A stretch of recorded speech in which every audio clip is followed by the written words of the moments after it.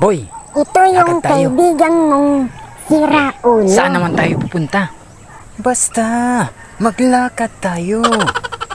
Saan nga tayo pupunta? Basta, maglakad nga tayong dalawa. Lakad ka ng lakad. Wala namang tayong pupuntahan. Sabi ko ba na mayroon tayong pupuntahan? Ang sinabi ko, maglakad lang tayo. Sira ulo ka pala. Maglakad kang mag-isa mo. Galita siya.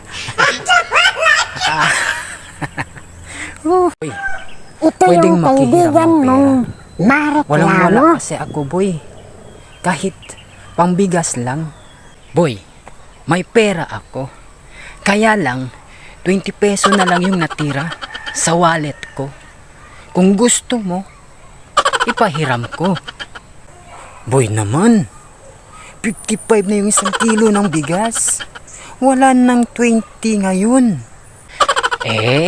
Ikaw na yung magdagdag sa kulang.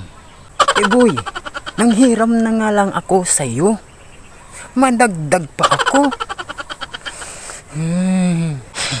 Ako nga, 20 peso na lang yung pera. Ipahiram ko pa sa'yo.